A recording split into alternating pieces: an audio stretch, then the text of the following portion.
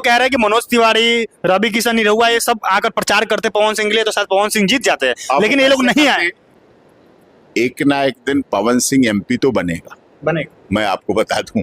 अभी नहीं बन पाया, आगे सही एक ना एक दिन तो पवन सिंह एमपी बनेगा। उस इंसान ने मेहनत बहुत किया था, भोजपुरी इंडस्ट्री के जितने भी बड़े कलाकार हैं सबको बुलाकर उन्होंने अपने सभाओं में नचवा दिया, खूब मेहनत किया, लेकिन इतना मेहनत करने के बाद भी उनको हार झेलनी पड़ी है, वो भी बड़ी हार झेलनी पड़ी है। तो आपको उनके लिए कितना बुरा लग रहा है? पवन सिंह काराकाट लोकसभा क्षेत्र से निर्दलीय चुनाव लड़ रहे थे, लेकिन वो 1 लाख से ऊपर वोटों से हार गए। वो तो हारे ही हारे, उपेंद्र कुशवाहा भी हार गए, और उपेंद्र कुशवाहा इसलिए हार गए क्योंकि पवन सिंह बीच में आ गए थे और मुकाबला त्रिकोणीय हो गया था। अब इसमें निकला कौन? राजा राम सिंह। देखिए, पवन सिंह को वैसे तो जीतना चाहिए था, क्योंकि जितना उन्होंने मेहनत किया था उसका फल तो उनको मिलना ही चाहिए था, क्योंकि भोजपुरी इंडस्ट्री के ऐसे कोई भी कलाकार नहीं था जिसको उन्होंने नचवाया नहीं स्टेज पे बुला के, सबको नचवा दिया। लेकिन सबको नचवाने के बाद भी वो आदमी हार गया।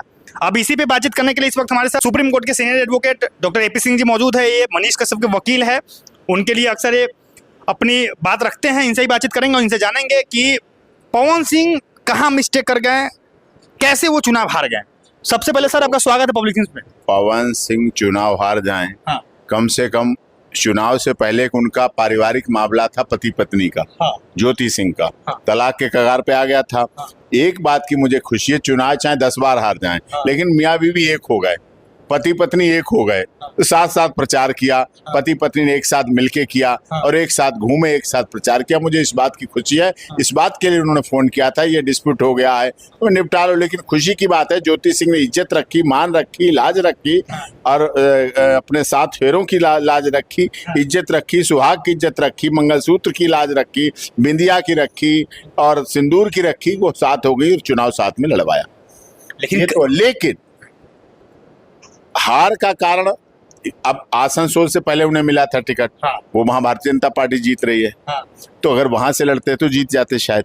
तो कई बार ऐसा होता है, हार जीत भाग्य में भी होती है, किस्मत में भी होती है, और उनकी वजह से उनकी भी हार हुई। अगर वो न लड़ते तो ये जीत जाते। आप कह रहे हैं कि पवन सिंह चुनाव लड़े, हारे जीते वो अलग बात है, लेकिन उसी के बहाने कम से कम मियां बीवी एक तो हो गए। वो बड़ी बात है।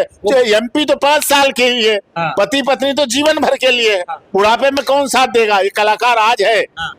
असरानी के बुढ़ापे में कौन साथ दे रहा था? विनोद खन्ना के बुढ़ापे में साथ कौन दे रहा था? राजेश खन्ना की गाड़ी निकलती थी ना, लड़कियां लिपस्टिक से चुम्बन लेती थी राजेश खन्ना गाड़ी पे जवानी में। जब बुढ़ापा हुआ तो राजेश खन्ना का आपने शरीर देखा कैसा हो गया था, क्या हाल हो गए थे राजेश खन्ना, शम्मी कपूर। ये तो कम से कम बुढ़ापे पे पत्नी, और जो दिलीप कुमार थे उनकी पत्नी लास्ट में भी उनके साथ सहारा बन के रही, सारा मानो जो भी थी। लेकिन लोग तो ये भी कह रहे हैं कि पवन सिंह अपने पत्नी से इसलिए मिल गए क्योंकि उनको चुनाव लड़ना चाहिए इस बार, जैसे वो चुनाव जीत जाते फिर अलग हो जाते।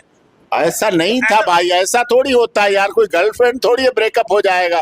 पति पत्नी हैं, मिले हैं तो मिले हैं, बीच में गलत फहमियां हो गई थी, कलाकारों में हो जाती हैं, कमरों के लेके, होटल को लेके, ये चली गई, ये निकल गई, ये रह गई, हो जाते हैं पति पत्नी, बर्तन खड़क जाते हैं। लेकिन ऐसा नहीं है, ये अच्छी बात है कि अब साथ रहें, कम से कम हार के रहेंगे साथ, अगली बार के लिए संघर्ष करेंगे। एक ना एक दिन पवन सिंह एमपी तो बनेगा, मैं आपको बता दूं।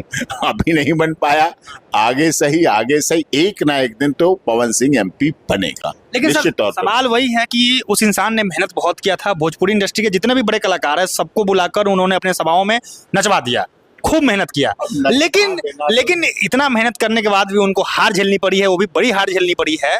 तो आपको उनके लिए कितना बुरा लग रहा है? हार जीत जीवन का एक बुरा लगने वाली बात थोड़ी है। कर्तव्य पथ पर जो मिला वो भी सही, ये भी सही। पवन सिंह के लिए कोई मैसेज देना चाहेंगे? पवन सिंह अच्छे कलाकार हैं, भोजपुरी के अच्छे कलाकार, अपनी कलाकारी को जिंदा रखें, अपनी जो कला होती है व्यक्ति में उस कला को जिंदा रखें, जनता की सेवा करते रहें, काराकाट की जनता से जुड़े रहें, काराकाट में एक फिल्म इंडस्ट्री के लिए ऐसा बनाएं, लोगों को रोजगार दें, लोगों को इससे जोड़ें, विदेशों में छवि को, इस कला को पहुंचाएं। ये आवश्यक है, जीवन के लिए भी आवश्यक है, उनके लिए भी आवश्यक है, बिहार के लिए आवश्यक है। भोजपुरी के जितने भी कलाकार थे सब आए पवन सिंह के लिए प्रचार करने, लेकिन जो बड़े कलाकार हैं, रवि किशन हो गए, मनोज तिवारी हो गए, दिनेश लाल यादव, निरहुआ हो गए, ये लोग नहीं गए। अरे आपको पवन लगता है कि ये सिंह लोग खुद में कलाकार है। अब डॉक्टर एपी सिंह एडवोकेट है, हम खुद में अकेले काफी हैं सब जगह, सुप्रीम कोर्ट से लेके कहीं तक, किसी के साथ की क्या जरूरत है। तो पवन सिंह खुद में इतना बड़ा कलाकार है और ज्योति सिंह खुद में कलाकार है, उसके साथ मिल जाती है। जहां पति पत्नी मिल जाए, नहीं, लोग कह रहे हैं कि मनोज तिवारी, रवि किशन, निरहुआ ये सब आकर प्रचार करते पवन सिंह के लिए तो शायद पवन सिंह जीत जाते हैं, लेकिन ये लोग नहीं आए। वो कैसे करते, वो भारतीय जनता पार्टी के कैंडिडेट हैं, वो उनसे बंधे हुए हैं, वो उनके आदेश पर जाते। भारतीय जनता पार्टी के प्रत्याशी के रूप में कैसे जा सकते थे वहां, उनकी भी प्रतिबद्धता। व्यक्तिगत रूप से साथ होता है, व्यक्तिगत रूप से हम लोग साथ होते हैं, लेकिन कई बार ऐसी मजबूरियां होती हैं वहां नहीं पहुंच सकते। अब कोई दूसरा एडवोकेट है, हम उसके सुख में जाएंगे, दुख में जाएंगे, शादी में जाएंगे, ब्याह में जाएंगे, तकलीफ में जाएंगे, अस्पताल देखने के लिए जाएंगे। अब आप वो कहते हैं अगर मेरे साथ कोर्ट में खड़े हो जाते तो मैं जीत जाता, तो ऐसा तो संभव नहीं हो जाता। अपने इथिक्स हैं, नीति है, नित्य सिद्धांत है, पद्धति है। जब पवन सिंह जब प्रचार कर रहे थे तो उस समय पवन सिंह और उपेंद्र कुशवाहा दोनों की चर्चा हो रही थी। और देखिए, आप मूल रूप से कहेंगे तो प्रचार यही दोनों कर रहे थे। उपेंद्र, जो राजा राम सिंह जो जीत गए हैं, उनका कोई चर्चा ही नहीं हो रहा था। लेकिन बताइए कि चर्चा हो ही नहीं रहा था, चर्चे में वही आ गए। तो चर्चा होती है, किस्मत में मुद्दई लाख बुरा चाहे तो क्या होता है, मुद्दई लाख बुरा चाहे तो क्या होता है, वही होता है जो मंजूर खुदा होता है।